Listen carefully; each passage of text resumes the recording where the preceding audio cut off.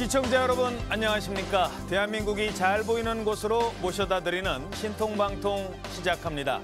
먼저 오늘의 핵심 뉴스입니다. 민주당 이재명 대표가 오늘 오후 다시 검찰에 출석합니다. 지난번 검찰 조사에서 진술조서에 서명도 하지 않아 다시 조사를 받는 겁니다. 하지만 계속된 단식을 이유로 제대로 된 조사가 이루어지기는 좀 힘들 것 같다는 전망도 나오고 있습니다. 최연국 기자가 먼저 보도합니다. 민주당 이재명 대표의 수원지검 출석 시간은 오후 1시 반, 6번째 검찰 출석입니다. 검찰의 부당한 추가 소환 요구에도 불구하고 12일 당당히 응하겠다는 입장입니다. 지난주 토요일 조사 이후 사흘 만인데 앞선 조사에선 이 대표가 건강상 이유로 조사 중단을 요구했고 조서 열람 과정에서 이 대표가 진술 취지가 제대로 반영되지 않았다며 서명도 거부했습니다. 이 대표는 단식 이후 처음으로 최고위원회의에 불참했습니다. 오늘 최고위원회의에 참석하지 못했다는 말씀드립니다. 4선 이상 중진 의원들이 찾아와 단식을 만류했지만 이 대표는 자리에 누워 단식을 이어갔고 단식을 중단하고 건강을 회복하기를 중진들이 강하게 권유하고 있습니다. 단식 농성장엔 가림막도 설치했습니다. 이 대표 단식이 13일째가 되는 만큼 검찰에 출석해도 정상적인 조사가 이루어지긴 어려울 거란 전망이 나옵니다. 국민의힘은 이 대표가 단식마저도 방탄으로 이용한다고 비판했고 제의 유무는 여론이 아닌 정부와 법 원칙에 따라 결정되는 것이라는 명료한 사실을 기억하고 수사 방해용 단식을 중단하시기 바랍니다. 국회의원의 특권, 야당 대표의 지위를 악용한 황제 수사라고 지적했습니다. TV조선 최원국입니다.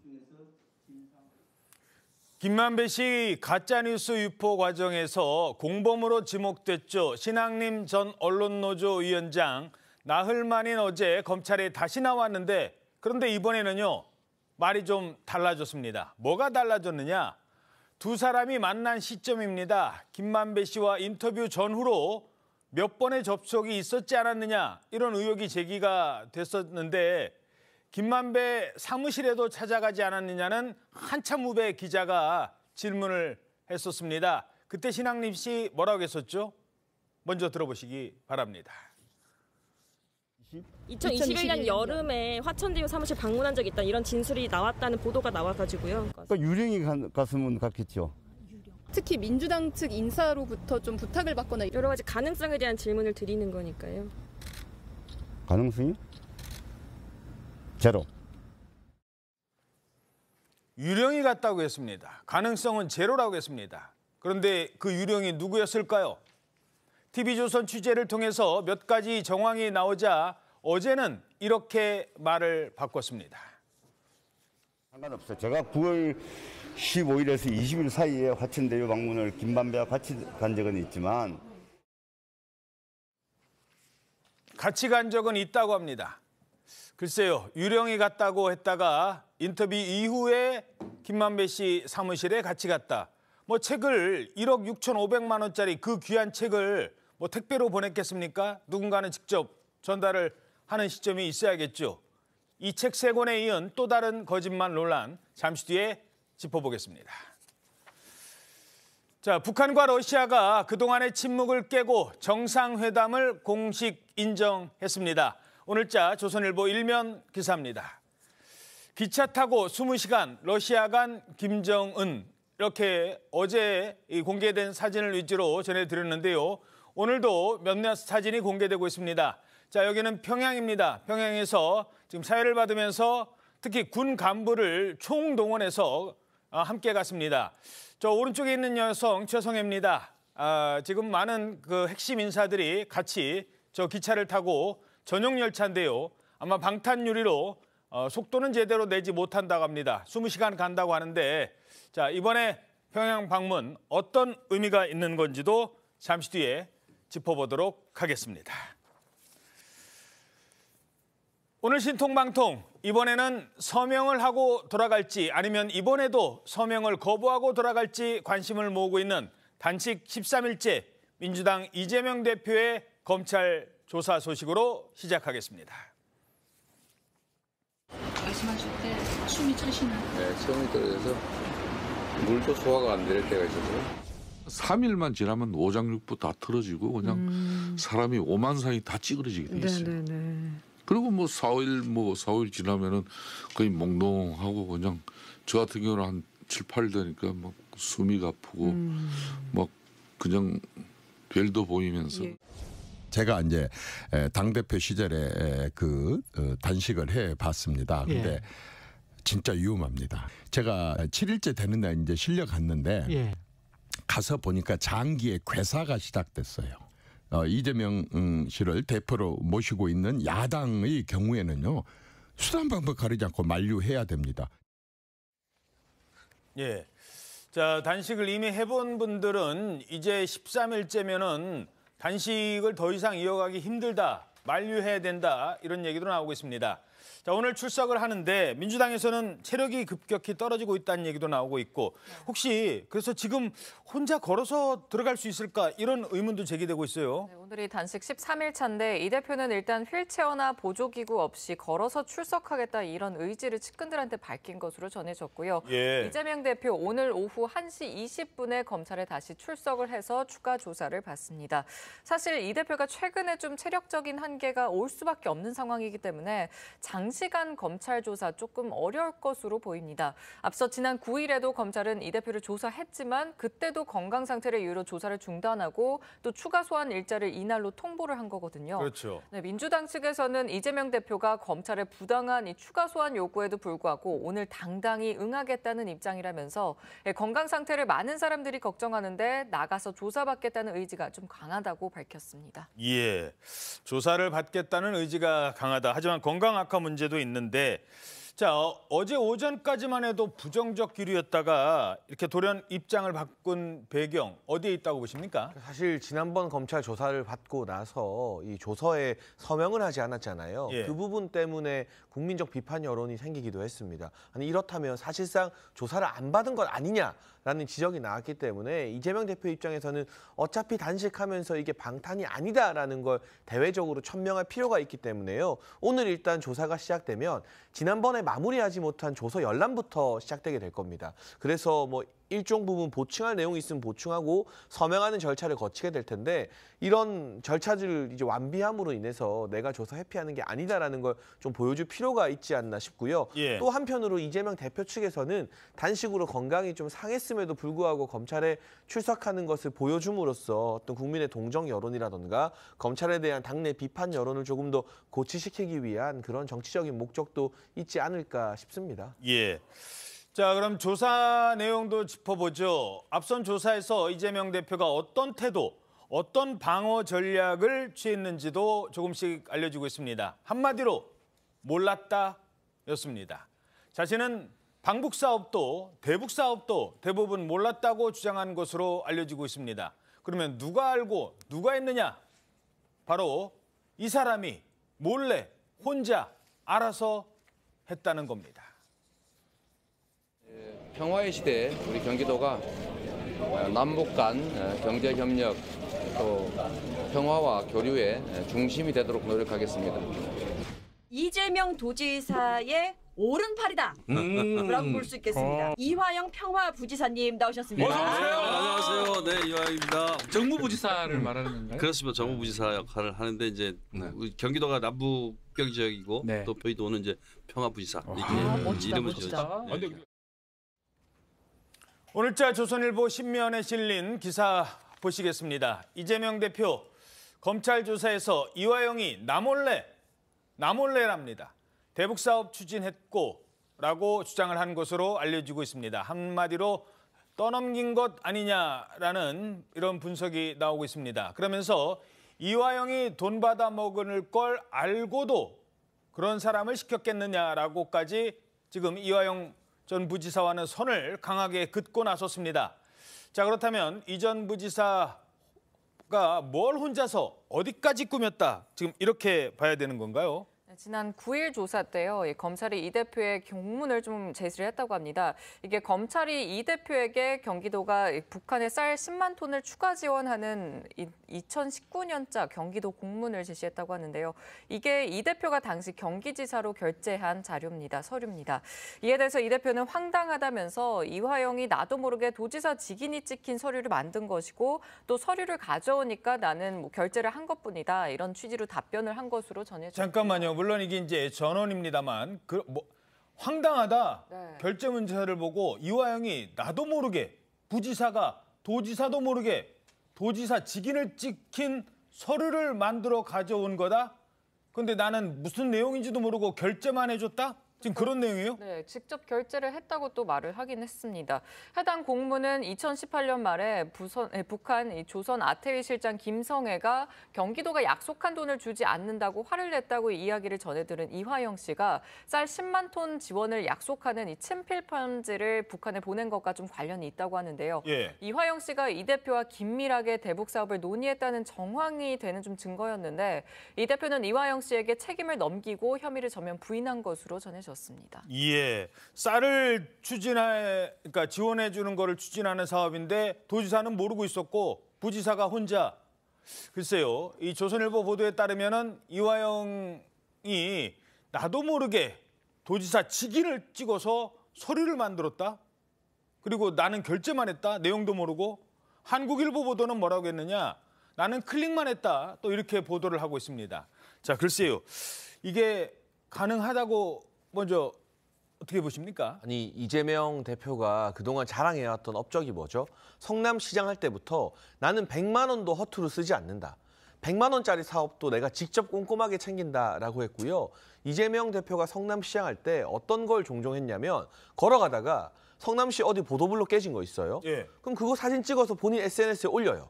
그래서 이거 성남시 공무원들 뭐 하냐? 이거 챙겨라. 예. 이런 퍼포먼스를 자주 했거든요. 예. 그러니까 그동안 이재명 대표가 내세웠던 꼼꼼한 행정, 100만 원 단위 사업도 내가 직접 챙긴다라는 그 홍보 내용과 도지사 때 아니 나는 아무것도 모르고 부지사가 결재 직인까지 다 만들어서 올리면 클릭만 했다. 이건 너무나 180도 다른 배치되는 주장이라는 것이죠. 그리고 이재명 대표가 그동안 자신의 행정을 자랑하지 않았다 손 치더라도 저도 뭐 작은 기관의 이사장직 지금 하고 있습니다만 제가 결재한 서류에 대해서 최종 책임은 제가 지게 됩니다. 그렇죠. 그걸 꼼꼼하게 살펴보지 않았다 하더라도 나중에 문제가 발생했을 때 이사장이 책임지는 거지 그거 결재 서류 올린 직원들 책임으로 돌릴 수 있는 건 아니거든요. 도지사, 도청 업무도 마찬가지입니다. 그렇기 때문에 이건 법정에서 받아들여지지 않을 변명인 것 같고요. 한 가지 더. 지금 이화영 전 부지사가 이재명 대표에게 불리한 짓을 검찰에서 했다가 막 그 사법방해 의혹 일어나고 나서 최근에는 또 편지 썼잖아요. 예. 다시 이재명 대표한테 유리한 쪽으로. 보고 안 했다. 뭐 이런 식으로. 그런데 이화영 전 부지사도 이거 다 보고 있겠죠. 모든 책임을 자신에게 돌린다는 거. 아하. 그러면 그 다른 재판에서 이화영 전 부지사의 마음이 어떻게 흔들릴지. 이거 봐라 이럴 수도 있네요. 이 진술로 인한 그 변수까지도 사실은 우리가 고려해봐야 될 것 같습니다. 내가 만약에 보고 안 했다라고 하면 나는 보고 안 했으니까 모든 걸 다 내가 뭐 흔한 표현으로 뒤집어 쓸 수도 있다. 이런 생각을 이화영 전 부지사가 이 보도를 본다면 할 수도 있다. 그러니까 당초에는 방북 자금 관련해서 도지사에게 보고를 안 했다 수준이었는데 이재명 대표 진술을 보면 아예 결재 서류 자체를 이화영이 혼자 만들어 왔다는 거잖아요. 그러니까요. 그러면 지금 나름대로 진술을 뒤집어서면서까지 이재명 대표를 보호해 주려고 했던 이화영 전 부지사 입장에서는 이 진술 내용 언론 보도로 접하면 얼마나 배신감을 느끼겠습니까? 예. 이 대북 송금건의 그 핵심은 뭐냐면 이 대북 송금과 관련해서 이 내용을 이재명 대표가 인지했느냐 그리고 같이 사전에 알고 기획했느냐가 핵심이잖아요. 그런데 예. 이제 남북교류협력법에 의하면 지자체는 합법적으로 남북교류를 할 수가 있어요. 과거에 그 김문수 도지사도 방북도 했었고 그 스마트팜 사업도 남경필 전 지사 때 시작한 것 아닙니까? 그럼에도 불구하고 왜 본인이 국가보안법 위반의 그 여지와 또는 그 정치 생명이 끝날 수도 있는 그 조폭 깡패 주가 조작범이라는 김성태 전 회장을 통해서 방북 비용을 대납시킬 하등의 이유가 없다라는 것이 이재명 대표의 주장이고 그것이 핵심입니다. 사실 이거 관련해서 이화영 전 부지사가 뭐 이렇게 자기 몰래 이렇게 서명한 거에 대해서 이 보도자료는 이제 사실관계를 좀 더 확인해봐야 되겠지만 검찰에서 이것을 뭐 이화영 전 부지사에 대해서 선긋기라든지 거짓으로 진술할 하등의 이유가 없습니다. 말씀하신 것처럼 만약에 이화영 전 부지사가 도지사의 직인을 몰래 찍었다고 하면 그거에 대한 책임은 결국 궁극적으로는 내부적으로 뭐 이화영 전 부지사에 대한 책임을 묻는 건 변론을 하더라도 도지사가 지는 건 맞는 것이죠. 그렇기 때문에 이거에 대해서 오히려 있는 팩트에 대해서 정확하게 진술하는 것이 이재명 대표한테도 더 유리한 것이지 마치 이것이 뭐 이화영 전 부지사를 선긋기 한다거나 꼬리 자르기를 하는 의도라고는 저는 보여지지 않습니다. 예. 그리고 실제로 또 이화영 전 부지사도 다시 이제 옥중 서신을 통해서 검찰의 해외 압박에 의해서 보고한 적도 없고 뭐 대북 송금을 요청한 적도 없다라고 하는 것이 지금까지 이제 확인된 그 내용 아닙니까? 예. 자, 근데요. 뭐 다음 질문 드리기 전에 이게 미리 하나 짧게 김현지 평론가님께 질문 드리겠습니다. 이러면 아니 지사도 모르게 결제 서류를 만들었다면 지금이라도 오히려 이재명 당시 지사는 당시 부지사한테 화를 내야 되는 거 아닌가요? 아니 나도 모르게 이런 서류를 만들어서 지금 나를 이렇게 힘들게 했습니까? 이거 지금 당신 마음대로 이런 식 해도 돼요? 오히려 이렇게 화를 내도 모자랄 판에 지금 옆에서 도와주고 있잖아요. 그 재판 과정에서 부인과 함께. 이게 좀 이해가 안 돼요. 본인한테는 도와주는 거지만 피고인한테는 어떻게 보면 안 좋은 거죠. 그러니까 예. 상식적으로 이해하기 어려운 일들이 지금 그 재판 과정에서 벌어지고 있다. 그리고 진술의 번복과 재번복이 이루어지면서 그 진술의 어떻게 보면 신빙성이 상당히 없어졌다. 이런 차원에서 보면은 지금 그 이재명 대표는 일종의 이제 선긋기를 하면서 재번복이 이루어진 다음에 지금 검찰 출석을 하기 때문에 본인에게는 몰랐다라면서 선긋기를 하는 것을 노렸는지는 모르겠으나 그 노린 속에 성과가 있을지는 좀 의문입니다. 자, 그렇다면 이렇게 진술이 좀 다소 이제 공격적으로 나오는 배경이 지난번에 이화영 전 부지사의 그 자필 편지 그게 영향을 미쳤을까요? 어떻게 보십니까? 그러니까 이제 번복과 재번복이 이루어졌는데 이거를 조금 이렇게 앞서서 어떤 과정이 있었는지 좀 볼 필요가 있습니다. 사실 이화영 전 부지사가 작년 10월에 구속이 된 연후에 사람들의 관심거리가 아니었어요. 그 관심에서 좀 배제가 되어 있다가 그 진술이 이제 번복되었단 말이죠. 그러면서 뜨거라 하면서 굉장히 민주당 쪽에서 활발한 변화가 일어났습니다. 박범계 전 법무부 장관 등 법조계 출신 의원들이 수원지검을 방문해서 일종의 연좌 농성을 하면서 지검장 면담도 요청을 하고 특별 면회 신청도 줄이었죠. 그리고 이후에 그 이화영 부지사의 그 부인 되시는 분, 예. 그리고 법무법인 덕수의 김영태 변호사 이런 분들이 정말 이례적인 행태를 보이면서 재판을 파행으로 이끌고 가지 않았습니까?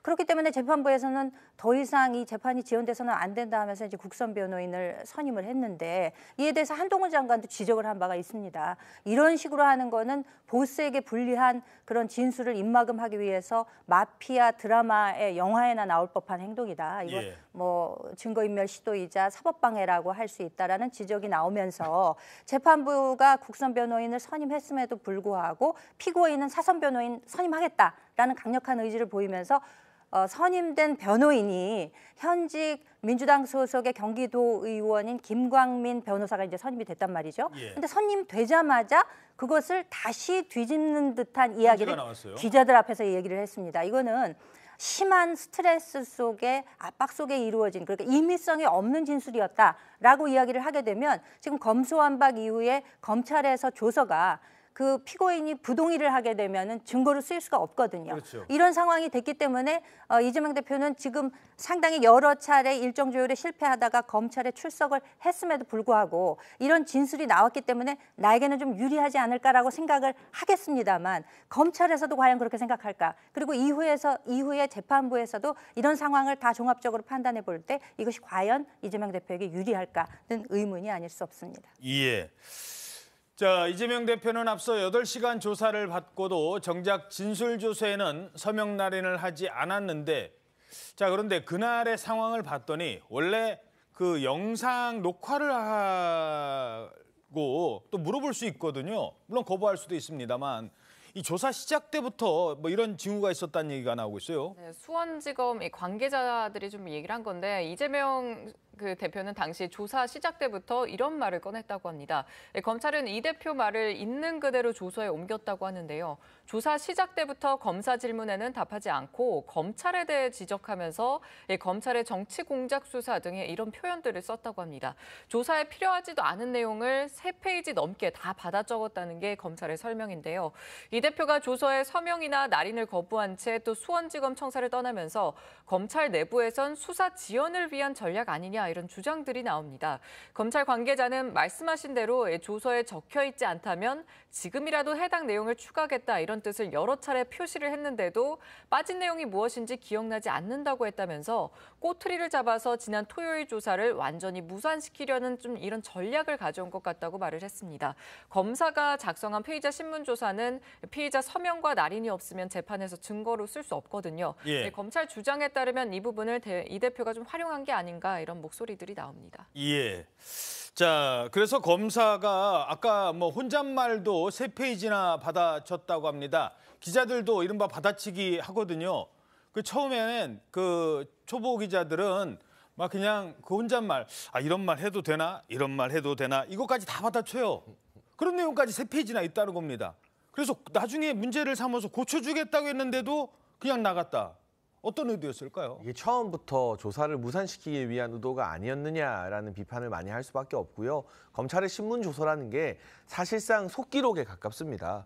검사의 질문과 피의자의 답변을 거의 있는 그대로 적기 때문에 이재명 대표 측에서 주장하는 것처럼 뭐 취지가 반영이 안 됐다? 그런 취지 자체를 담는 문서가 아니에요. 예. 그냥 건조하게 속기록에 가깝게 어떤 말을 주고받았는지를 담아서 나중에 재판에서 증거로 쓰이는 문서이기 때문에 만약 정말 문제가 있었다면 이재명 대표 측에서 이재명 대표가 건강이 안 좋았지만 변호인이 있잖아요. 이런 부분은 왜 누락됐느냐라고 명확하게 지적하면 됩니다. 그럼 검찰 측에서 누락된 부분을 수정 반영해 주겠다고까지 했는데 무엇이 누락됐는지는 밝히지 않고 3분의 1 보다가 뭔가 내 마음에 들지 않는다 하고 그냥 나가버린 거예요. 애시당초 수사를 받을 때부터 조사를 받을 때부터 서명을 할 생각이 별로 없었구나 하는 점을 유추할 수 있는 대목이고요. 이게 피의자가 서명하지 않으면 재판 과정에서 증거로 쓸 수 없지 않습니까? 그렇다는 것은 몸은 조사를 받으러 나갔지만 법적으로는 조사를 안 받은 셈이 되는 겁니다. 그러니까 오늘까지도 만약 신문조서에 서명을 하지 않는다면 조사쇼라고 비판을 받아도 할 말이 없는 상황이 펼쳐지는 것입니다. 예. 자, 그러니까 구속영장 청구할 때는 무슨 소리냐. 나 부르는 대로 단식 중에도 벌써 2번이나 나갔다. 라는 명분을 쌓지만 이 얘기는 서명이 없는 경우에는 재판 과정에서 검찰이 아무리 진술에 우리 검찰 조사받을 때 이렇게 얘기했습니다 해도 그게 인정이 안 되는 겁니다. 자, 이재명 대표 측 입장도 들어보죠. 변호인은 이 상황에 대해서 이렇게 해명했습니다. 한 3분의 1 정도밖에는 검토를 못하고 열람을 중단하고 그냥 나오는 길입니다. 진술 취지가 분명하게 조금 반영이 안 된 부분들이 많이 있어서 검토시다가 중단하고 지금 나오신 상태입니다. 그러면 조사 열람에 도장을 안 찍었다는 말씀이시죠? 예, 그렇습니다. 그러면 오늘 조사 때 말한 이야기들은 결국엔 효력이 사라지는 거라고 봐도 무방한 걸지. 그건 한번 더 검토를 해봐야 할 것 같습니다. 예. 예, 그래서 저 말 이후에 또 왜 쓸데없는 경기도 도정과 관련된 다른 질문을 많이 하느냐라는 불만을 제기하기도 했습니다. 그래서 일각에서는 영상 녹화를 아예 하면 나중에 누가 거짓말을 했는지 알 수 있는 것 아니냐 이런 주장도 있거든요. 어떻게 보세요? 먼저 이제 열람하고 이제 서명 날인을 하지 않은 거에 대해서는 검찰 진술 조서는 서명 여부와 상관없이 증거 능력이 없잖아요. 법정에서 그 내용을 진술해야 되기 때문에 진술해야지 이제 증거 능력으로 사용할 수 있기 때문에 서명의 여부가 뭐 특별한 의도가 있다라기보다는 박균택 변호사가 한 얘기처럼 이재명 대표가 한 진술과 너무나 다르게 기재되어 있고 그 양이 너무 방대하기 때문에 또 다시 또 소환이 또 예정되어 있지 않습니까? 그때 추가적으로 소환해서 발언한 것까지 포함해서 그 서명 날인하겠다라는 의도라고 보는 것이 맞는 것 같고 영상 녹화 관련해서는 우리 헌법에 보면 피의자의 그 권리들이 규정되어 있잖아요. 예. 진술거부권이라든지 묵비권이라든지 또는 뭐 진술서를 가름한다든지 이런 것들은 그 헌법과 법률에서 피의자에게 주어진 하나의 권리이거든요. 그런 정당한 방어권을 행사하는 차원에서 그 판단이라고 보는 것이 맞다고 봅니다. 왜냐하면 검찰 같은 경우는 이 사건과 관련해서 그 2년을 지금 막대한 그 수사관과 검사를 투입해서 했고 수백 차례에 걸친 압수수색을 해서 충분한 하고 풍부한 그 물적 증거라든지 뭐 인적 그 진술 등을 확보한 그런 상태에서 묻는 것 아닙니까? 그런데 이재명 대표 같은 경우는 피의자로서 그 자리에서 바로 듣고 답해야 되는 그 과정 속에서 또 시간이 오래돼서 기억이 희릿한 것도 있을 수 있고 또 진술 하나하나가 대단히 중요하고 또 이게 중대한 이게 사건이기 때문에 그런 거 차원에서 그 아마도 그 영상 녹화를 1차 때 지난번에는 좀 거부했던 것 같고 이번에 영상 녹화를 할지 안 할지는 저도 지금 판단은 잘 쓰지는 않습니다. 어떤 판단을 할지는 지켜봐야 될 것 같습니다. 예. 자, 결국 오늘 조사가 끝나면 검찰은 구속영장을 청구할 것 같은데 바로 구속영장 청구로 들어갈까요? 어떻게 보십니까? 뭐 그런 관측이 우세하지 않나 싶습니다. 여기서 이제 변수가 한 2가지 정도가 있는데요. 예. 이재명 대표의 그 건강 상태와 그리고 수사에 임하는 태도, 그리고 두 번째 요인으로는 국회 일정 이런 걸 조금 고려를 해봐야 될 것 같습니다. 국회 일정. 네, 건강 상태를 고려해 볼 때 이제 오늘이 단식 13일 차기 때문에 예. 오후에 3시간 정도 출석해서 조사를 받겠다고 말은 했지만 물리적으로 그 사이에 어떤 변화가 있을지 이제 또 그걸 알 수가 없는 것이고. 지금 예고해 놓기를 이렇게 본래 진술 취지에 어긋나게 하면 당장 강하게 대응하겠다. 그러니까 지난번처럼 박차고 일어나는 상황이 또다시 일어나지 말라는 보장이 없는 거거든요. 예, 법적으로 대응하겠다까지 지금 예고를 했어요, 민주당. 그렇습니다. 그렇기 때문에 과연 진술이 제대로 이루어질지 그리고 지난번에 채 이루어지지 않은 서명 날인 같은 게 형식적으로 그러니까 완결이 될지 이것도 지금 불투명한 상태이기 때문에 예. 과연 검찰에서는 이렇게 될 경우 추후에 추가 조사 일정을 잡을까? 아니면 잡지 않고 그대로 이대로 종결을 하면서 구속영장을 청구할까? 요거를 조금 고심을 할 것 같은데 그대로 청구할 것이라는 예측이 많습니다. 그 이유는 지금 국회 일정상 18일하고 20일에 교섭단체 원내대표 연설이 있습니다. 그리고 21일, 25일에 지금 본회의가 예정되어 있기 때문에 구속영장을 청구하게 되면 그 추석 이전에 표결에 이제 붙여질 수가 있게 되는 것이거든요. 근데 만약에 추가 일정을 잡거나 하게 되면은 이게 이제 10월로 넘어가 버리고 추석 이후로. 그렇게 되면 이제 국정감사 국면으로 접어들고 또 예산안 심의하고 이러면서 실질적으로 12월이나 가야 무슨 방도를 취할 수 있다는 얘기가 나오는 것이거든요. 그렇죠. 상임위원회라고 뭐 본회의 열 시간이 거의 없어요, 그때는. 그렇습니다. 그렇기 때문에 아무래도 추가 조사를 하지 않고 영장을 청구하지 않을까라는 관측이 나오고 있는 것으로 보입니다. 예. 네, 결국 이제 오는 18일이 기준이 될 수밖에 없는데요. 18일에 국회 체포동의안 보고를 해야 21일에 표결에 붙일 수 있거든요. 예. 25일 같은 경우는 여야가 지금 완벽하게 합의를 해놓은 상태가 아니에요. 어허. 제가 알아보니까 25일 본회의는 열릴 수도 있고 안 열릴 수도 있는데 안 열릴 가능성이 좀 더 높다고 하거든요. 지금 이제 달력에도 나오고 있습니다만 25일 본회의는 불투명하다. 네, 25일 본회의는 현재 불투명한 상황이기 때문에 18일에 국회에 보고가 되어야만 추석 전에 9월 안에 체포동의안 표결 가능성이 열립니다.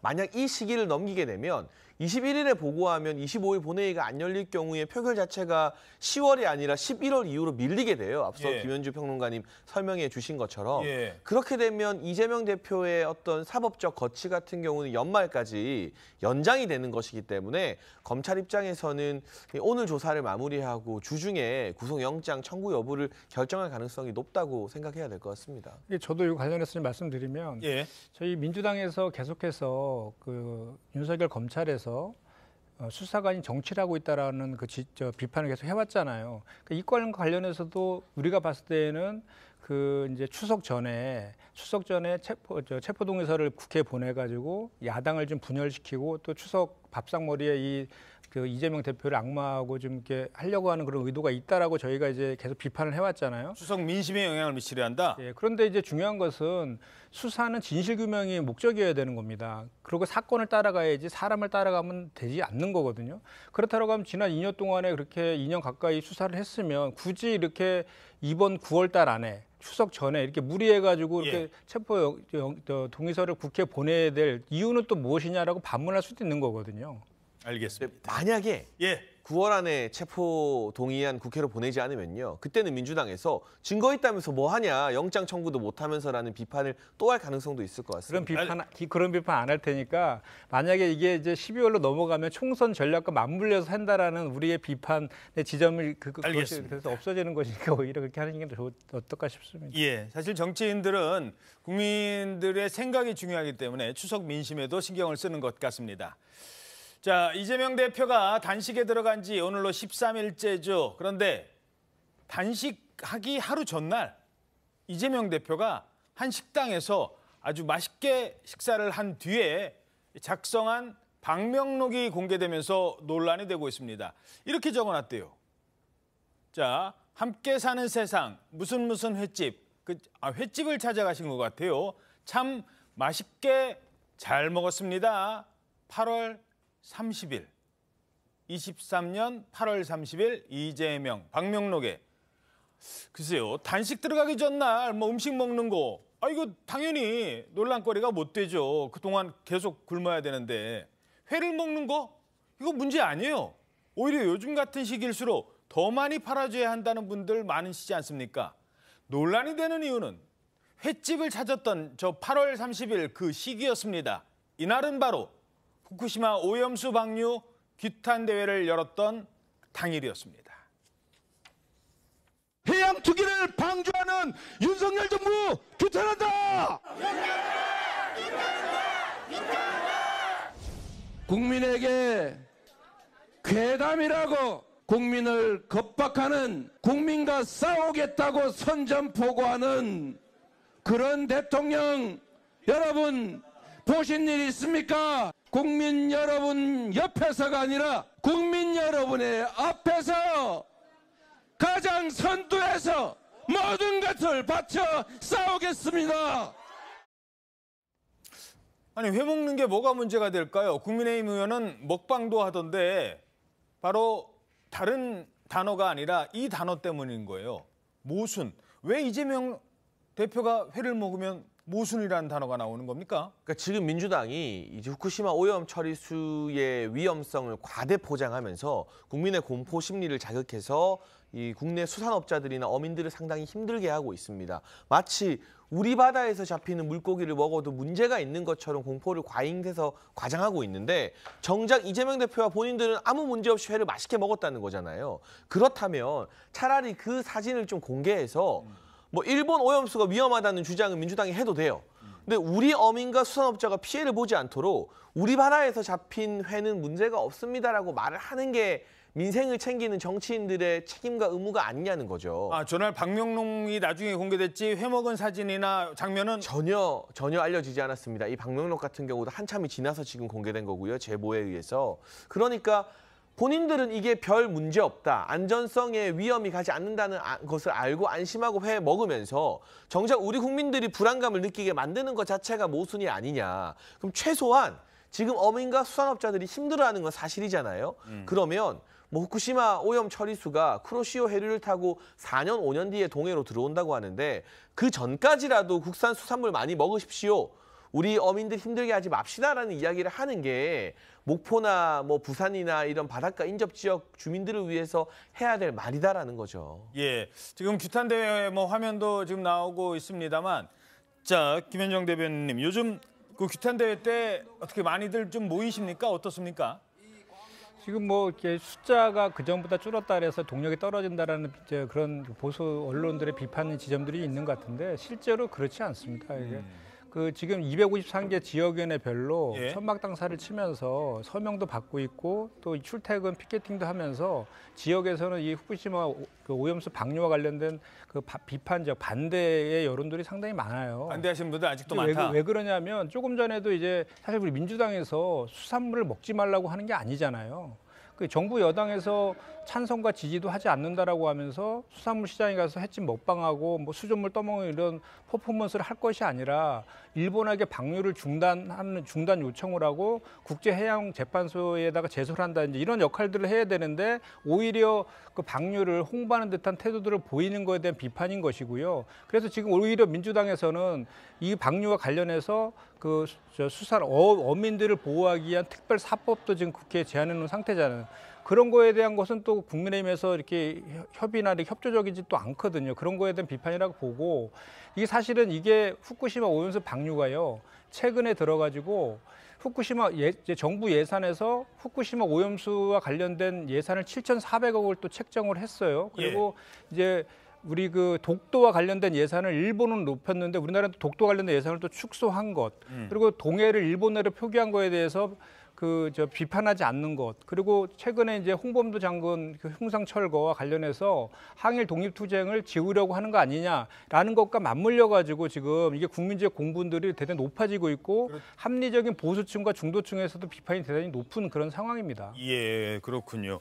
자, 어떻게 요즘에 회 좀 드십니까? 그 국민들 걱정들 많이 하시고 어느 분은 또 회 먹방했다가 막 뭐 논란이 되기도 했는데. 저는 뭐 별 과거와 특별히 달라진 기준 갖지 않고 일식집도 많이 가고 또 횟집도 많이 가고 그렇게 해서 또 제 개인 SNS에도 올리고. 민주당 의원들은 SNS에 회 먹었다는 얘기가 별로 없어요. 어떻게 보세요? 별로 없을 수밖에 없죠.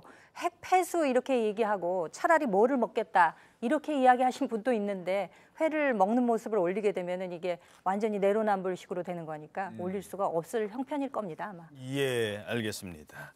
자, 추석 때 또 이 생선들 또 많이 올라가야 될 텐데 참 고민이 많아지는 대목입니다. 걱정은 걱정이고 당장 우리 국민들이 수산업에 종사하시는 분들은 우리가 안 먹으면 그분들이 힘들어진다니까요. 자, 김만배 씨 가짜 뉴스 이 검찰 수사도 짚어보도록 하겠습니다. 핵심 피의자 신학림 전 위원장이 나흘 만에 검찰에 다시 출석했는데 어제는 이런 단어를 꺼내 들었습니다. 조작. 사전에 만난 정황에 대해서는 지금 사실 말씀 없으세요? 9월 15일 이전에 제가 화천대 유든 천화동이든 그 언저리에 간 사실이 전혀 없기 때문에 저는 이것은 조작해내려고 하는 시도 중에 하나라고 봅니다. 제가 9월 15일에서 20일 사이에 화천대유 방문을 김만배와 같이 간 적은 있지만 그때 화천대유 관계자 2분을 소개를 받았어요.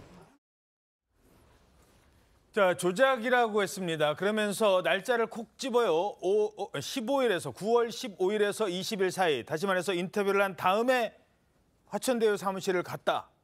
그런데 전에는 그렇게 얘기하지 않았거든요. 자신보다 한 30년 어린 이 까마득한 후배 기자가 질문을 했습니다. 그때 유령이라고 했어요. 유령. 거기 간 사람은. 들어보시죠. 2021년 여름에 화천대유 사무실 방문한 적이 있다 이런 진술이 나왔다는 보도가 나와가지고요. 그럼 여러분들이 그 증거를 갖다 대세요. 그러니까 유령이 갔으면 갔겠죠. 특히 민주당 측 인사로부터 좀 부탁을 받거나 이런 부분 전혀 없나요?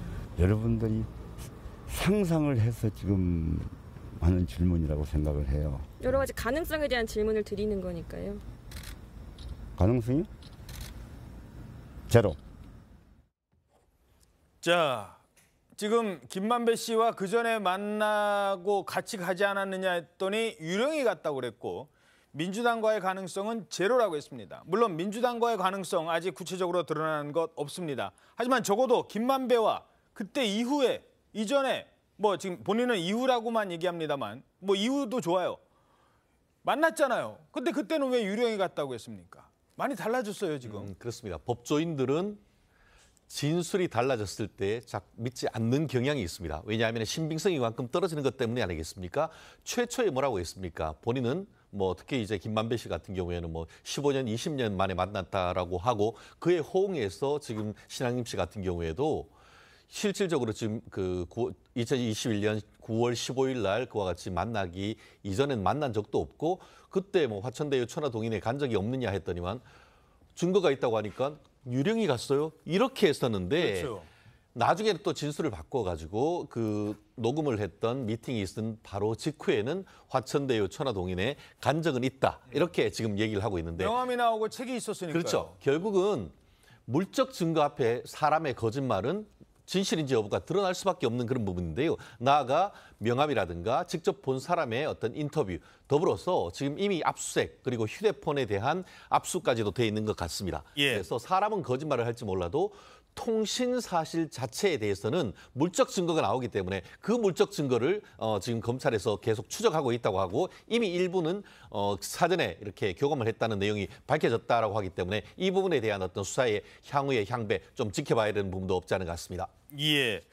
자, 그런데 이후에도 뭐 문자 메시지 이런 걸 많이 주고받았다는 정황이 나오고 있어요. 네, 검찰은 김만배 씨와 신 전 위원장의 허위 인터뷰가 있었던 2021년 9월 15일과 이 보도가 나간 지난해 3월 6일을 전후로 정 전 실장 등 이재명 대표 측과 김 씨를 비롯한 이 대장동 일당 간의 통화 기록 또 문자 메시지 등을 확인하고 있습니다. 이 시점을 기준으로 이 대표에게 유리한 관계자 진술과 허위 인터뷰가 혹시 기획되거나 좀 보도됐다 이런 걸로 보고 있는데 특히 검찰은 허위 인터뷰 내용과 보도 시점에 외부 압력이 있을 가능성 이걸 좀 살펴보고 있습니다. 정 전 실장이 허위 인터뷰가 진행된 뒤에 검찰 수사가 임박하자 유동규 전 본부장에게 연락해서 김 씨 연락처를 알아봐달라고 했던 점과 또 김 씨가 남욱 변호사에게 천화동인 1호 실소유주 의혹과 관련해서 이 대표에게 유리한 방향을 진술하도록 좀 회유했다는 점을 연관지어서 지금 주목을 하고 있는 것 같습니다. 예. 자, 그런데 주목할 점이 있습니다. 바로 목소리를 한번 들어볼까요? 김만배 씨가 구속이 됐잖아요. 그런데 그 이후에도 신 전 위원장은 김만배 측 관계자와 만났답니다. 이유가 뭘까요? 미안해서. 그 중에 한 분을 다음에 제가 또 한 번 더 만나요. 예? 김만배 씨가 구속 감옥에 있을 때 건강 상태를 한번 물어보고 짧은 메시지를 한번 전달할 수 있는 채널이 있을까 해서 그래서 간 거죠. 김만배 씨한테 제가 녹음을 했으니까 몰래 좀 허락받지 않고 녹음해서 미안하잖아요. 글쎄요. 미안해서라고 하는데 그때 상황을 보면 좀 다급한 상황이 있었을까요? 그런데 지금 신앙림 씨가 대선 사흘 전에 이 뉴스타파 보도가 나온 뒤에 지인과 주고받은 SS 내용까지 다 공개됐잖아요. 그러면 대선 이틀 전에 대단하다라는 KBS 광주국장의 말에 사흘 전 키읔키읔 이렇게 낄낄거리면서 좋아하는 댓글이 다 담겨 있어요. 그렇죠. 지금 해명처럼 몰래 녹음한 게 기사가 돼서 미안해하는 기색은 전혀 없어요. 그러니까 미안하다는 거는 그 댓글만 봐도 앞뒤가 맞지 않고요. 제 추정입니다만 이거 가짜로 조작해서 만든 인터뷰 어떻게 터뜨릴까? 어떻게 민주당 측이나 JTBC 같은 진보 언론에 흘려줄까? 이 고민과 이 의논을 하러 간 게 아닐까?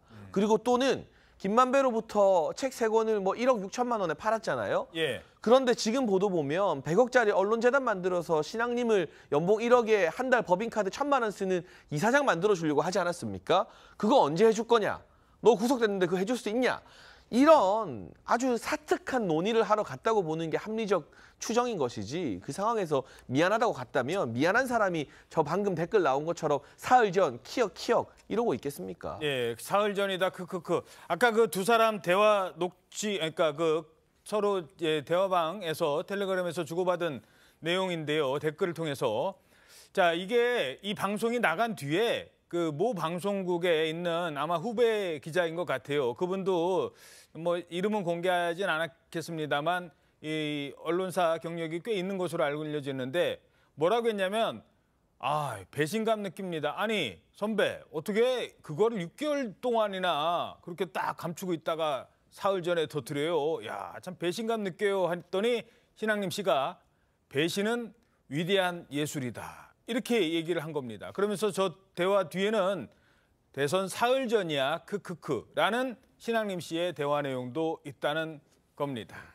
자, 이 민주당 그리고 국민의힘 측 양측의 그 입장을 좀 들어보려면 저는 그냥 사과라는 부분을 얘기를 하겠습니다. 미리 준비된 질문은 아닙니다만 서로 이제 사과를 해야 될 부분이 있다는 건데 국민의힘 측의 주장은 민주당 그때 저 보도 대선 사흘 전 나온 다음에 이재명 게이트를 윤석열 게이트라고 하고 이재명 후보가 직접 커피는 왜 타졌어요라고 몰고 갔지 않았느냐. 물론 언론 보도를 근거로 한 겁니다만 민주당 입장에서는. 근데 유권자들은 결국은 윤석열 게이트인가? 김만배 목소리까지 들었네? 그러고 투표하러 갔거든요. 거기서 끝났어요. 진실이 밝혀진 거는 투표 이후입니다. 거기에 대해서 사과할 것을 요구를 하고 있고 또 이 문제가 커지자 민주당에서는 아무리 그래도 당 대표가 김기현 대표가 이게 무슨 사형감이냐? 이거는 무슨 사형감이다. 뭐 이런 얘기까지 한 것. 이거는 좀 너무한 것 아니냐라고 주장하고 있습니다. 그 지점을 질문드리고 싶어요. 먼저 자, 민주당 결국 그 보도의 수혜자는 민주당이었는데 지금까지도 단 한마디 그게 저희들이 너무 좀 앞서간 것 같습니다. 윤석열 게이트는 아닐 수도 있겠네요. 라는 입장 발표는 아직 못 하시는 겁니까? 민주당이 대선에 졌는데 무슨 수혜를 입었습니까? 졌고 이 사건의 본질은 그 김만배 씨와 신학민 씨가 그 대선의 판세를 좀 바꾸려고 하는 허위 인터뷰를 했느냐라는 게 하나가 있는 거고 또 거기에 민주당이 관여했느냐. 또 하나가 두 가지가 있는 거잖아요. 근데 두 가지 중에 어떤 것도 지금 정황이라든지 객관적 물증에서 밝혀진 건 없고 지금 수사 중인 것이잖아요. 그래서 수사를 통해서 명백한 진실을 규명할 필요는 분명히 있을 것이다라는 말씀을 드리고 그 이전에 이거와 관련해서 어떤 실체적 진실이 규명되지 않았음에도 불구하고 대통령실이 나서서 입장문을 발표하잖아요. 이게 대선 정치 공작이라고 딱 규정을 해버리니까 그에 발맞춰가지고 여당부터 방통위, 검찰, 방심위까지 앞장서서 이거에 대해서 민주당이 마치 관여된 것처럼 뉘앙스를 풍기면서 이게 대선 정치 공작이다. 이것이 국기문란 행위다. 그리고 또 인용한 공영 방송 등에 대해서 대대적인 또 수사도 지금 들어가 있는 그런 상황이잖아요. 그래서 저희가 봤을 때는 오히려 이것이 객관적으로 이게 수사에서 밝혀지면 될 문제를 가지고 오히려 정치적인 의도를 가지고 하는 방송장악 의도가 있는 정치 기획이자 정치 공작을 오히려 여당 쪽에서 하고 있는 것 아니냐라는 비판을 저희는 하고 있습니다. 예. 그러니까 아직 거기에 대해서 사과나 유감을 표명하기보다는 그렇게 사과나 유감 표명하면 오히려 지금 분위기로는 검찰이 꼬봐라 민주당도 사과했지 않았느냐 이렇게 나올 수도 있다. 근데 이제 사실 그 대선 정도 되면은 이제 공영방송이라든지 또 이런 데서 이렇게 보도가 나면은 유리한 거 있으면은 그거에 대해서 앞다퉈서 다 이렇게 인용해가지고 또 쓰는 것은 여야를 막론하고 다 이렇게 해왔지 않습니까? 예, 알겠습니다. 그런 차원에서 보시면 될 것 같습니다. 자, 그 질문에 이어서 그렇다고 김기현 대표가 이게 사형감이다라고 하는 거는 어떻게 거기에 대해서 사과할 필요가 있지 않느냐라는 질문을 제가 장해찬 최고위원님께 드리고 싶습니다만 최고위 회의 때 옆에 앉아 있는 분이기 때문에 조금 부담되실 것 같아서 부담 전혀 안 되는데요. 일단 최진영 변호사께서 그렇습니다. 결국은 이것은 이렇게 생각하면 됩니다. 우리가 그 살인죄는 사람에 대한 살인인 것이고 외환, 내환, 여적죄 같은 거는 국가에 대한 살인인 겁니다. 그렇기 때문에 법정형이 똑같습니다. 그렇듯이 지금 그 김기현 대표의 내심은 뭐냐면은 이와 같은 공작이 민주주의의 가장 핵심이라고 할 수 있는 선거, 그것도 꽃 중의 꽃이라고 할 수 있는 대통령 선거 3일 전에 공작으로 이루어져서 여론을 호도하려고 했다는 점에서 이거는 거의 사형감이다라고 하는 그런 어떤 정치적 레토릭을 했는 것이고요. 나아가 아까 얘기한 것처럼 신학림 씨와 지금 그 광주 지역에 있는 지상파의 전 그 보도국장이 나눈 대화에 굉장히 많은 실체적 진실이 들어 있습니다. 뭐냐? 이렇게 얘기하죠. 내가 어떻게 6개월을 기다렸어요. 나라면 입이 근질근질해서 바로 보도를 했을 것인데 라는 것은 그것은 통상적인 언론인의 생각을 얘기를 하고 있는 겁니다. 만약에 그와 같은 단독 특종이 될 것 같으면은 다른 사람이 있을까 봐 일찍 했을 거 아닙니까? 그럼에도 불구하고 그걸 6개월씩이나 묵혔다는 점. 나아가 이게 보면은 이틀 전에 했다. 빵라고 하니까 뭐라고 했어요. 신학림 씨가 3일 전이야. 크크크. 기자로서 팩트를 재차 확인한단 말이에요. 근데 그 보도 내용이 팩트였습니까? 완전히 왜곡하고 조작했는 것이죠. 나아가 마지막에 하나 말씀드리고 싶은 것은 이 그 분이 큰일 하셨습니다고 했습니다. 큰일 했다는 것은 그 당시 바로 선거 직전이기 때문에 그에 따르는 보도에 영향력이 엄청났다는 것을 민주당 진영에서도 스스로 자백하는 것이나 마찬가지인 거죠. 그렇다고 하면은 그걸 이어받아가지고 대통령 선거 직전에 이재명 후보가 윤석열 후보에게 왜 커피 타주세요라고 물었다고 하면은 그거에 대해서는 사과해야 되는 건 아닙니까? 예, 제가 두 분께 다 사과할 의향 없냐고 했는데 사과할 의향보다는 상대방에 대한 공격으로 대응을 하셨습니다. 그만큼 이 사안이 지금 민감하고 엄중하다라고 볼 수 있죠. 그래서였을까요? 뭐 그래서였는지 아닌지 모르겠습니다만 이재명 대표가 과거에 올렸던 SNS 글들을 뭐 삭제한다는 이유가 여러 가지 있을 수 있어요. 삭제를 한다 이런 지적이 계속 나오고 있어요. 최근에 지운 건요. 지난 2021년 10월 16일에 올린 글입니다. 이 대표는 이때 대장동 의혹과 관련해서 페이스북에 글을 올렸습니다. 구속될 사람은 내가 아닌 부산저축은행 수사를 무마한 윤석열이라고 주장한 글이 비공개 또는 삭제 처리된 것으로 파악이 됐습니다. 당시 이 대표는 윤석열 후보는 대장동 대출 수사 봐주기 의혹 진상 밝혀라 이런 제목의 글에서 2011년 대검이 부산저축은행을 대대적으로 수사할 당시 주임 검사는 윤석열 후보였다면서 부산저축은행 관계자로 대출을 일으킨 A씨가 검찰 출입기자 김만배 씨의 소개로 박영수 전 특별검사를 변호사로 선임한다고 한다. 이렇게 지적을 했습니다. 그러면서 당시 윤 후보가 대장동 대출을 건을 수사하지 않은 이유는 뭐냐면서 구속될 사람은 이재명이 아니라 윤 후보님 같다고 주장을 한 바 있고요. 지난해 3월 김만배 씨의 녹취록 관련 보도 링크를 공유한 게시물에 이어서 또다시 SNS 글을 또 없앤 겁니다. 예. 김만배 씨와 신 전 위원장의 인터뷰가 또 허위라는 논란이 제기되니까 나중에 불리하게 작용할 수 있는 과거 발언들을 의도적으로 지운 거 아닐까 이런 비판들이 나오고 있습니다. 예, 자 당시에 김만배 씨와 또 이재명 후보 간에 그 했던 단어들 공개된 단어들은요 공산당이라는 말이 있었거든요. 아니 이재명 성남시장이 우리한테 공산당 같다고 이렇게 얘기를 했다고. 성남시장이 그 당시에 그러니까 이재명 후보가 얘기를 했습니다. 두 사람은 공산당만큼 싫어하는 사이라고 얘기를 했거든요. 그런데 오늘 주목할 만한 기사가 등장하고 있습니다. 동아일보 오면 기사 함께 보시죠. 김만배 민주당 경선에서 이재명 방어해야 된다. 이재명을 지켜야 된다.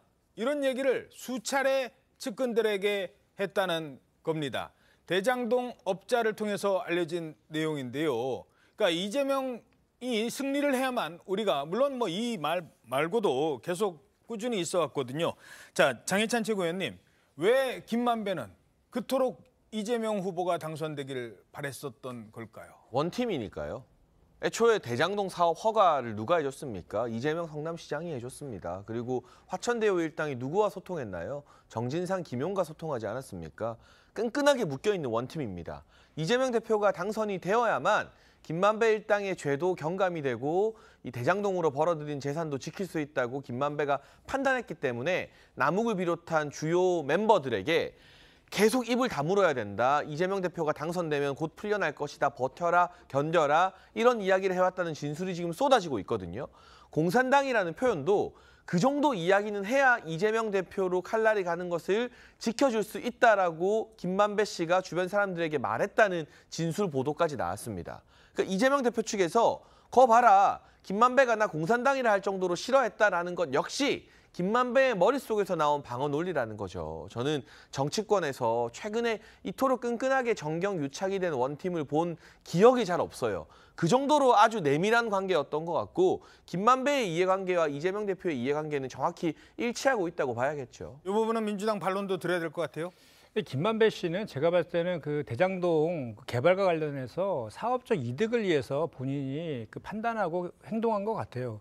그러니까 사실은 그 김만배 씨가 이재명 대표하고는 성남시장 시절에 인터뷰 한번 하고 만난 게 다잖아요. 오히려 인연은 윤석열 지금 대통령하고 더 많이 있지 않습니까? 법조기자 하면서 만난 거라든지 또는 부친의 그 집을 누나가 사준 것도 있고. 그 뭐 양측의 주장이기 때문에 누구랑 더 친한지는 김만배 씨가 더 잘 알겠죠. 인연을 제가 그러니까 말하는 거죠. 그러니까 이재명 대표랑 단 한 번 인터뷰한 게 다라고 하니까 그래서 저는 철저하게 김만배 씨는 본인의 재산을 지키기 위한 그런 결정과 행동을 하고 있다라고 저는 보고 그런 과정 속에서 이제 그 당시에 이제 8월 말 정도에 대장동 건이 불거져 나오잖아요. 그리고 나서 9월 15일 날 이런 인터뷰가 진행되고 그 이후에 이제 대장동 사건이 제대로 이게 안 되면 본인한테 피해가 갈 수 있기 때문에 그런 선택을 한 것이지 다른 뭐 의도가 있다고 보여지지는 않습니다. 내가 살기 위해서 한 선택이지 이재명을 위한 선택은 아닐 수 있다. 그런 것 같습니다. 지금도 지금 재판 과정에서 실제 진실이 규명되겠지만 앞으로 이제 이런 거지 않습니까? 이게 사실은 부산저축은행 부실 수사 의혹과 관련한 것도 커피를 타줬느냐 안 타줬느냐가 사실은 본질은 아닌 거고 그 수사 무마가 실제로 있었고 거기에 그 조우영 박영수 전 특검이 변호사로 선임되고 그 주인 검사가 윤석열 대통령이었다는 것, 그리고 조우영 씨만 21년도 수사에서 70년 중에 유일하게 불기소 처분받은 게 4년 뒤에는 징역형의 유죄 판결을 받았다는 이 팩트는 분명히 있는 것이죠. 예, 그 팩트에 오늘 또 보도에 의하면 그 당시 윤석열 과장이 수사했던 사건은 조우영이 대상이 아니라 그 주변 사람들에 대한 대상이었고 참고인이었다는 것까지 말씀드리겠습니다. 자.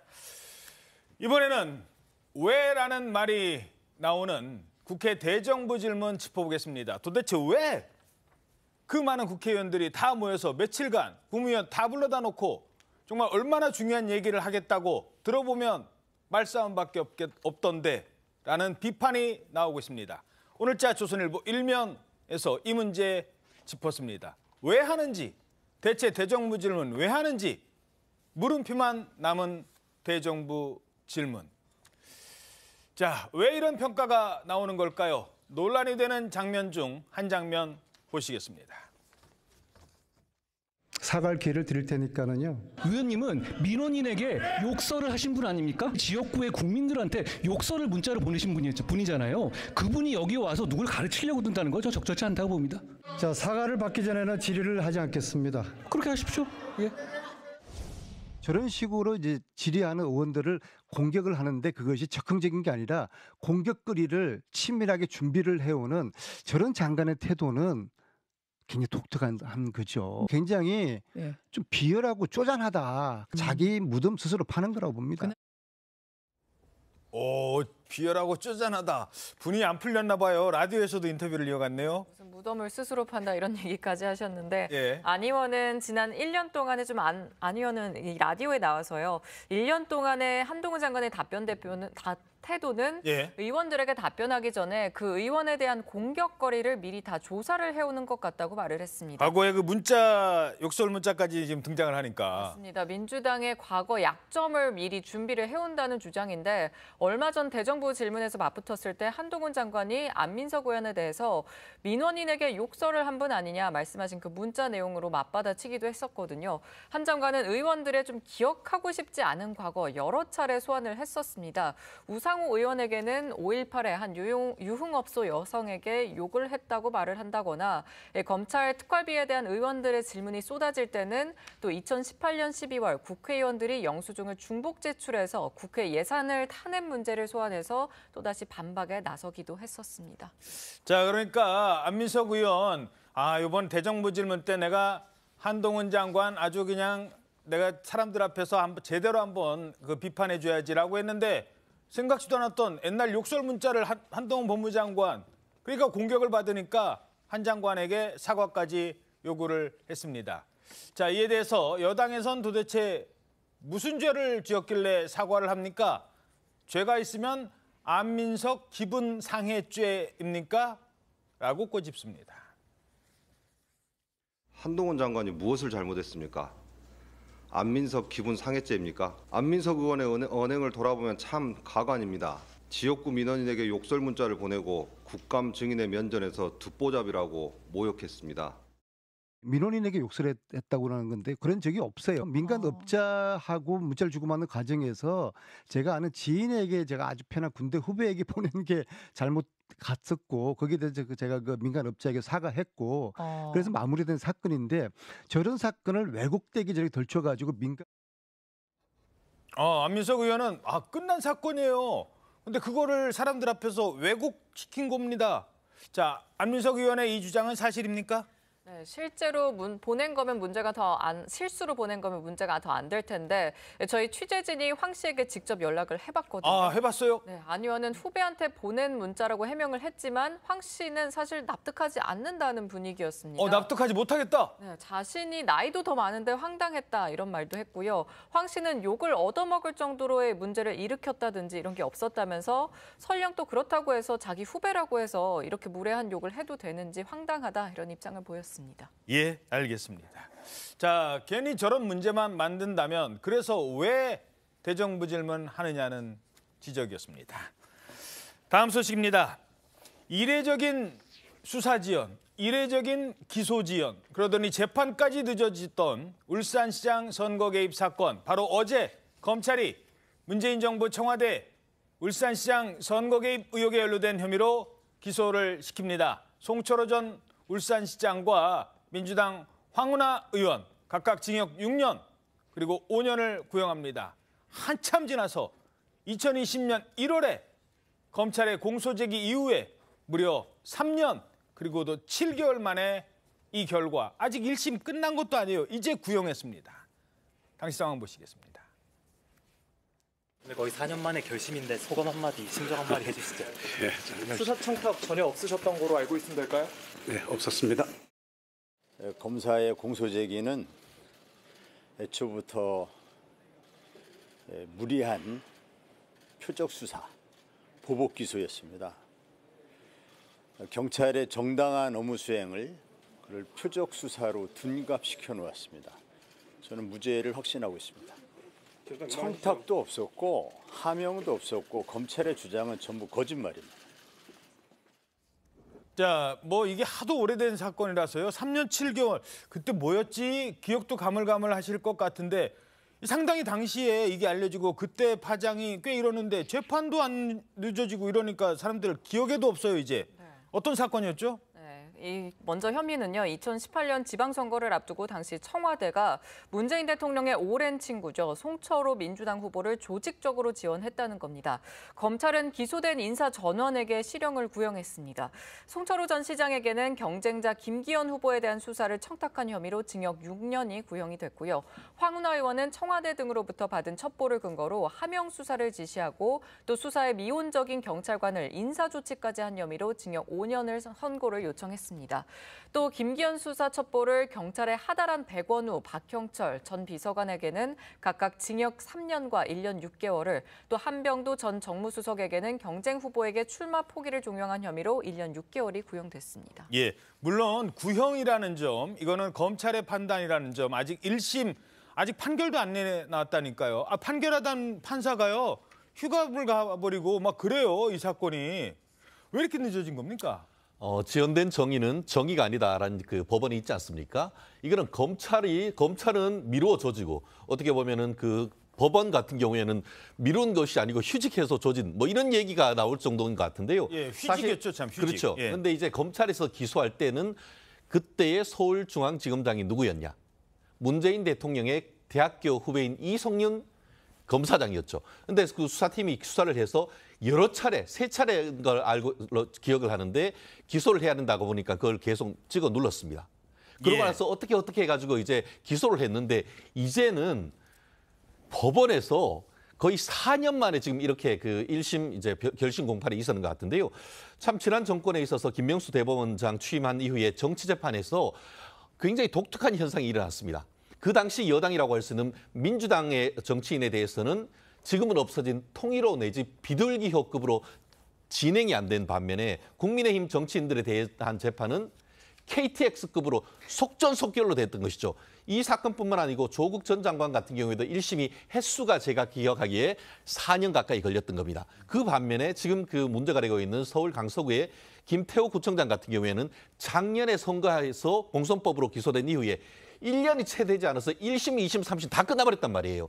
이만큼 극단적으로 이제 그 정치인에 대해서 편향적인 재판이 이루어진 것은 제 기억에는 없는 것 같습니다. 그렇기 때문에 이 부분에 있어서 망가진 형사사법 절차를 정말 개선을 해야 된다는 것이 바로 이 부분인 것 같은데요. 아무리 권력에 어떤 영향이 있다 하더라도 사법부는 정말 권력에 아부하지 않고 제대로 가야 되는데 이와 같은 사건 자체가 얼마나 지난 정권 하에서 사법부가 왜곡되는지를 보여주는 대표적 케이스라고 봅니다. 예, 양측 의원 짧게 듣겠습니다. 예, 이 사건이 2019년 11월부터 수사를 해가지고요. 2020년 1월 29일 날 기소하잖아요. 그리고 세 차례 걸쳐서 이성윤 당시 중앙지검장이 이견을 냈다라고 하신 거는 기소하기 하루 전날 세 차례 걸쳐서 이렇게 했다는 그 보도, 그것도 보도에서 사실관계를 좀 확인해봐야 될 내용인데 3개월 안에 기소했잖아요. 지금 대장동 사건 이재명 대표 관련해서 2년 가까이 수사하고 있는데 아직 기소도 안 하고 있지 않습니까? 그거에 비하면 정말 이거야말로 빛의 속도로 기소한 거죠. 그리고 이제 다만 이런 건 있습니다. 이게 정권에 따라서 수사나 재판의 결과들이 바뀔 수 있다라는 인식을 국민들한테 주는 것은 사법부의 독립이라든지 공정성이나 이런 거에 관련해서는 예. 그 CCBB들이 좀 안 좋은 측면으로 작용될 우려가 있기 때문에 그런 거는 좀 이제 유의할 필요가 있겠다 이 생각은 해봅니다. 알겠습니다. 자, 이른바 아빠 찬스 특혜 의혹으로 논란을 빚었던 선거관리위원회. 야, 여기요 진짜 권익위의 채용비리 전수조사 결과가 나왔는데 오늘 조선일보 12면 보시죠. 대체 몇 명이 연루됐느냐 봤더니 선관위 직원이 전체 3,000명인데요. 여기에 400명이 10명에 1명꼴도 넘어요. 채용비리, 연루 이런 제목으로 기사까지 나오고 있습니다. 대체 이게 어느 정도 정말 선관위가 이런 직장이 신이 다니는 직장, 누가 그런 얘기도 하더라고요. 그렇죠. 신이 숨겨놓은 직장. 도대체 무슨 일이 있었던 겁니까? 지난 2017년부터 7년 동안요. 선관위 경력 채용을 살핀 겁니다. 여기서 부정합격 의심자가 58명이나 발견이 됐습니다. 전체 경력 채용자 384명 가운데 15%에 해당하는데 특혜 채용 의심자 가운데는 5급 사무관도 3명이나 포함돼 있습니다. 5급 사무관도? 네, 임기제가 정규직이 되려면 채용 절차를 따로 거쳐야 하거든요. 그런데 1년 임기제 공무원으로 채용한 뒤에 서류나 또 면접 시험 없이 일반직으로 바꾼 것으로 확인이 됐고요. 남들은 고시 공부 몇 년을 해서 가야 되는 5급 사무관도. 맞아요. 이 선관위 내부 게시판에만 채용 공고를 내서 또 선관위 관계자만 응시하게 하거나요. 나이 등 자격 요건에 미달한 응시자를 뽑고 반대로 요건을 충족하는 응시자는 탈락시킨 경우도 있었습니다. 부정 합격은 아니지만 또 절차를 위반한 사례도 290건이나 확인이 됐습니다. 아니, 저 자무하게 보니까 어떻게 당일치기로 뽑아요? 와볼래? 너 오늘 내일부터 출근? 이런 겁니까? 좀 황당한데 이 밖에도 사실 면접 때요. 외부 인사가 반이 넘어야 한다는 규정도 어겼고요. 내부 사람으로만 위원을 또 꾸렸고 증빙 자료도 검증도 안 하고 180명 넘게 합격시킨 사실도 드러났습니다. 야, 지금 이런 상황이면 내년 총선 선거 관리 어떻게 하죠? 지금 이런 다 조사받아야 되겠는데 문제는요. 이게 아빠 찬스라는 거예요. 이게 그 흔히 말하는 사회적 정의라는 겁니다. 우리 청년들이 제일 힘들어하는 거, 장희찬 최고위원님, 바로 이런 문제 아닙니까? 열심히 공부하는 청년들 다 바보 만드는 거죠. 그냥 아빠 잘 만나고 아빠 친구 잘 만나면 선관위라는 신의 직장에 이렇게 턱턱 채용이 되는데 지금도 고시원에서 도서관에서 땀 흘리는 청년들 피눈물 나는 일입니다. 그럼요. 그러니까 정말 철저히 수사를 더 해서 발본 세관해야 되는 문제고요. 선관위가 정치하는 사람들에게 이래라 저래라 간섭 정말 많이 하거든요. 예. 본인들부터 좀 돌아보라라는 따끔한 경고의 말씀을 드려야겠습니다. 선거 관련 규정은 김밥을 주면서 젓가락을 줬느냐 이쑤시개를 줬느냐에 따라서 선거법 위반을 막 따지면서 자기네들 채용비리는 김밥이면 어떻고 젓가락이면 어떻고 이쑤시개면 어때? 그냥 일만 잘하면 되잖아. 글쎄요. 이런 게 먼저 따져봐야 될 문제인 것 같습니다. 다음 소식입니다. 북한 김정은 국무위원장 그리고 러시아의 푸틴 대통령 정상회담 임박한다. 이런 관측 계속 나오고 있습니다. 지금 가고 있어요. 이르면 오늘 열릴 것이라는 전망까지 나오고 있습니다. 두 사람의 만남을 두고 위험한 만남이다라는 평가가 나오고 있습니다. 자, 어떤 얘기를 나누게 될지 김지민 기자가 알아봤습니다. 그제 오후 평양을 출발한 김정은 국무위원장이 이르면 오늘 오전 러시아 블라디보스토크에 도착합니다. 약 1,200km 거리로 시속 60km 미만의 느린 속도로 이동할 경우 20시간 이상이 걸릴 것으로 예상됩니다. 김정은 위원장이 탄 전용 열차 태양 1호는 방탄 기능과 박격포 등 무장을 하고 통신 장비도 구비돼 있는 것으로 알려졌습니다. 도착지로 예상되는 블라디보스토크역은 어제 오후부터 경비가 대폭 강화됐습니다. 어제 조선중앙통신은 김정은 위원장이 푸틴 대통령의 초청으로 곧 러시아를 방문한다고 보도했지만 김 위원장의 일정은 공개하지 않았습니다. 김정은과 푸틴 대통령 간의 정상회담은 오늘 오후나 내일 블라디보스토크에서 열릴 것으로 보입니다. 러시아 크렘린궁은 푸틴 대통령이 김 위원장의 방러를 기념한 공식 만찬도 개최할 예정이라고 전했습니다. 정상회담 장소는 지난 회담 장소였던 극동 연방대학과 러시아 로켓 기술 개발의 핵심인 보스토치닉 우주기지 등이 거론됩니다. 뉴욕타임스는 김 위원장이 블라디보스토크의 러시아 태평양 함대 사령부나 보스토치닉 우주기지를 방문할 수도 있다고 보도했습니다. TV조선 김자민입니다. 자, 국제사회에서 외톨이라는 평가를 받고 있는 두 사람의 위험한 만남. 그동안 계속 비밀에 감춰져 왔다가 공개가 됐어요. 그렇습니다. 근데 출발은 야간에, 보도는 출발하고 나서 하루 뒤에. 결국 야간에 출발한 것은 미국의 정찰 자산의 어떤 그 눈을 피해 가지고 가려고 하는 그런 보안적 문제. 하니까. 그렇죠. 그리고 또 그 보도를 하루 뒤에 했는 것 같은 경우에도 나름대로 어떤 최고 지도자의 안전을 위한 것으로 보이는데 그만큼 이것이 떳떳하지 못하다라는 것을 방증하는 것 같은데요. 아시다시피 지금 그 북한 같은 경우에는 대북 제재 유엔 결의가 있습니다. 그렇기 때문에 해외에 나가는 것도 여러 가지 어렵고 그와 같은 그 경제 협력을 나아가서 무기 협력하는 것 자체는 지금 유엔 결의 위반이기 때문에 그것을 대놓고 하기 어렵다는 것을 스스로 방증하는 것이고 이것을 통해서도 북한이 얼마나 철저하게 국제사회에서 고립되어 있는 것을 웅변하는 것이 아닌가 생각합니다. 예.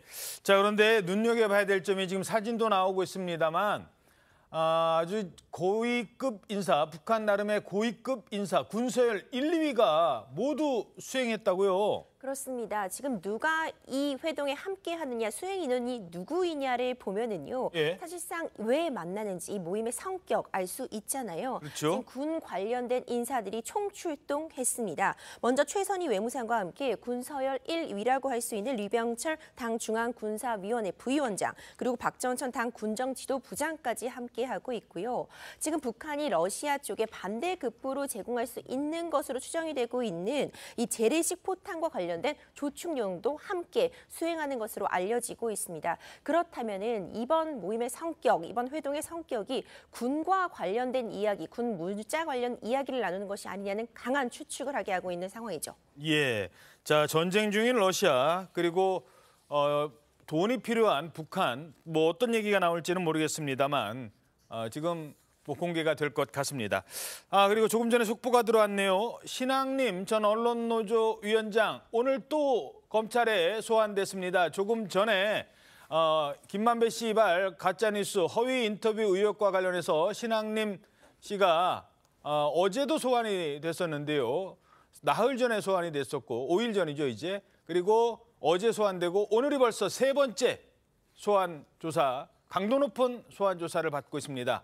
이 하루 만나서 인터뷰했고 그거를 한참 있다가 6개월 지나서 전해줬는데 큰 문제가 없다면 글쎄요 이렇게 세 번째까지 소환이 될 일인지 모르겠습니다. 이 소식은 이어지는 뉴스 등에서 전해드리겠습니다. 자, 한 주차 문화센터에 있는 주차장이 있어요. 근데 이 주차장을 관리하던 분이요 갑자기 경찰서로 다급하게 신고 전화를 걸어옵니다. 그리고는 저 차 안에요. 이상한 냄새가 나는 것 같습니다. 라는 신고 전화를 했습니다. 이상한 냄새? 경찰이 현장에 가봤겠죠? 갔더니 차량에서 시신이 발견됩니다. 어떤 상황입니까? 네, 11일 수원 남부경찰서에 따르면 그제죠. 10일 저녁 오후 8시 35분경에 말씀하신 것처럼 주차 관리자가 차량에서 썩은 냄새가 나요 신고를 했고 에크호스 차량에서 시신 한 구가 발견이 됐습니다. 시신은 뒷자리에 있었고 옷가지 등으로 가려 있었어요. 아무래도 발견을 막으려는 그런 것이었던 것 같은데. 그래서 차 뒷좌석에 같이 다닌 거예요? 그렇죠. 근데 이 아들이 이 차량에 이제 50대 남성의 차량입니다. 에쿠스가 이 CC는 90대 남성이었는데 차량 소유주의 아버지였다고 합니다. 이 아들이 지금 경찰 조사를 받았고 이렇게 얘기합니다. 아버지를 모시고 전국을 다니고 있었는데 특정한 주거지가 없었다고 합니다. 그러다가 아버지가 돌아가셔서 그냥 차 안에 보관했을 뿐이다. 이렇게 말하고 있습니다. 아버지랑 여행 가다가 90대 아버지와 여행 가다가 아버지가 돌아가셔서 그냥 뒷좌석에 계속 태우고 다닌 거다. 아니 장례식을 치러야지. 그게 무슨 소리예요? 네, 지금 이 아들은 현재까지도 아버지의 죽음을 좀 부인하고 있는 그런 정신적으로 좀 어려운 상황인 것으로 보입니다. 아버지 안 돌아가셨다고요? 네, 아버지가 좀 살아 계시다고 믿고 있는 것으로 현재까지는 지금 보이고 있는 상황이고요. 유족들에게 이제 인터뷰를 진행해 보니까 굉장히 평소에도 극진한 효자였다고 전해지고 있습니다. 어려서 일찍 어머니를 여의고 난 뒤에 이제 결혼도 하지 않고 아버지를 모시고 살았다고 하는데요. 좀 젊은 시절에 모아놓은 돈이 있어서 이 아버지와 해외여행도 다니고 지금까지 좀 극진히 보살폈다고 합니다. 이번에 차량이 발견된 이 수원 지역에도 아버지와 함께 여행을 다닌 것으로 추정이 되는데요. 원래 살고 있던 집이 있었는데 3년 전에 재개발에 들어가게 되면서 그 이후에는 일정한 주거 없이 이렇게 차를 타고 다니면서 좀 여행도 하고 유랑도 하고 이런 상황으로 보이고요. 아버지랑 계속 여행만 했군요. 그렇습니다. 또 지난달 말까지는 이 아버지가 다른 유족들과 화상 전화를 했다고 합니다. 그러다 보니 뭐 사망 시점 한 열흘 정도 지난 게 아니냐 이렇게 좀 추정이 되고 있는 상황입니다.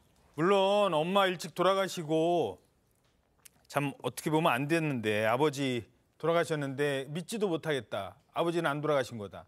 물론 이게 뭐 사실인지 아닌지는 더 따져봐야겠습니다만 사실이라고 해도 그렇다고 시신을 방치하는 거는 죄가 되잖아요. 그렇습니다. 형법적으로 왔을 때에 사체 유기죄가 성립된다라고 보는 것이 맞을 겁니다. 실질적으로 종교적 신념에 의해서 죽었지만 부활한다든가 아니면 내가 봤을 때는 죽지 않았다라고 해서 장기간 시신이 방치돼서 부패해서 기소된 케이스가 종종 있습니다. 그래서 실질적으로 얼마 전 같은 경우에도 이와 유사한 사안에서 징역 6개월에 집행유예 2년 정도 실형이 선고가 된 케이스가 있는데요. 이번 사안 같은 경우에도 유사한 형이 선고될 가능성이 있지 않을까 추측을 해봅니다. 예, 알겠습니다.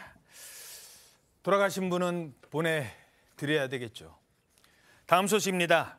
3대가 덕을 쌓아야 볼 수 있다는 백두산 천지.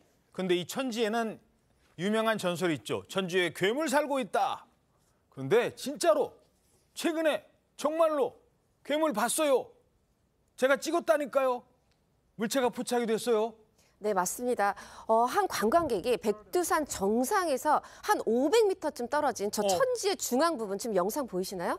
뭔가 앞부분을 상반신을 든 것 같은 어떤 물체가 앞으로 가는데 그 뒤에 보면은요, 이렇게 잔잔한 물결이 실제로 이어지면서 일고 있어요. 뭔가 지금 이동하는 걸로 보이잖아요. 천지 안에 뭐가 지금 지나가네요. 네네, 그러다 보니까 이 관광객은 분명히 내가 본 건 신비한 어떤 생명체였다. 이렇게 얘기를 하고 있는 겁니다. 야, 아니 정말로 지금 뭔가가 물속을 헤엄치고 있는 거예요?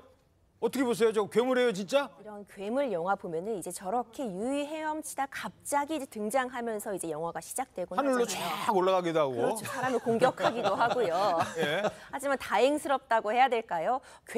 실제 괴물이 등장한 거 그 생물체는 아닌 것으로 추측이 됩니다. 실제로 이제 고양이과 동물들은 저렇게 물속에서 헤엄치는 것이 가능하다고 하거든요.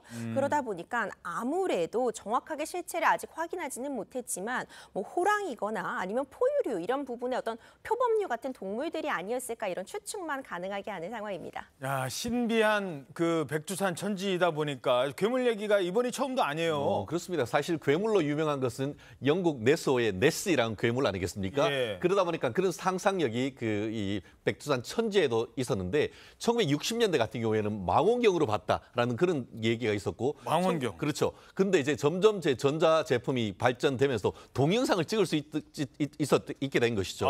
그러니까 이제 증거가 나왔다. 그러다 보니까 최근에 있어서 1980년대 같은 경우에는 이게 연옥과 물고기다. 그런 견해도 있었는데 이게 북한만 있는 게 아니고 중국도 있지 않습니까? 중국도 이 부분이 문제가 돼가지고 이게 2009년에 확인해 본 결과 중국은 이 부분이 양서류 동물, 양서류는 깨구리인데 저렇게 큰데 어떤 양서류가 있을지는 저도 좀 의문이긴 합니다만 큰 개구리인가? 그러니까요. 최근 들어서 이게 동영상을 찍을 수 있다 보니까 저런 부분이 확실한 물증으로 포획이 되는데 네. 그럼에도 불구하고 아직 저것이 괴생물체라고 하지 뭔지는 특정하지 못하는 그런 상황인 것 같습니다. 예, 워낙 신비한 곳이다 보니까 뭐만 나타나도 저렇게 전설 속 동물이 됩니다. 자, 다음은요. 절도 사건입니다. 호텔에서 귀하디 귀한 물건이 없어졌대요. 뭐가 없어졌느냐? 바로 호텔에서 직접 키우던 관상용 비단 잉어가, 그 비싼 비단 잉어가 사라진 거예요. 도둑들이 와서 하룻밤 사이에 훔쳐갔나? 근데 범인은 바로 황당한 녀석이었습니다. 어떤 사건입니까? 네, 영국에서 일어난 일인데요. 한 호텔의 연못에 이제 관상용으로 비단잉어 50마리를 기르고 있었다고 합니다. 잠깐만, 저 뭐가 들어가는데? 들어갔죠? 지금 보이시죠? 그래서 잉어가 없어지니까 호텔 측에서는 이렇게 망도 설치해 두고 그리고 이렇게 CCTV까지 설치했는데 범인은 바로 아주 귀여운 동물이었습니다. 다름 아닌 잉어를 모두 가져간 것은 바로 누구였을 것 같으세요? 자, 잠깐만요. 저한테 지금 퀴즈 내시는 거예요? 예, 한번 맞춰볼까요? 네. 자, 시청자 여러분도 저 녀석이 뭔지 비단잉어 제가 가져간 게요. 50마리예요. 50마리. 이게 애교가 아니에요. 돈으로 따지면. 수달이었어요. 수달. 예.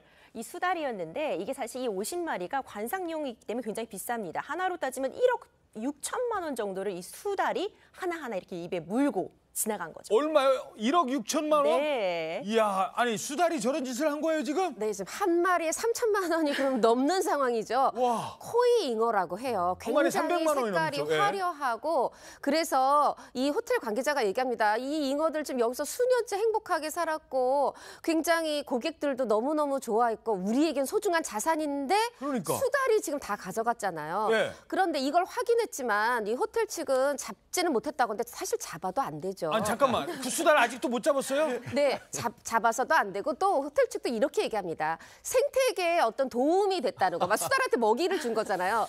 그건 기쁘지만 좀 오는 횟수가 좀 빈도가 줄어들었으면 좋겠다 이렇게 얘기를 하는데 지금 보시는 저 겉에 울타리가요.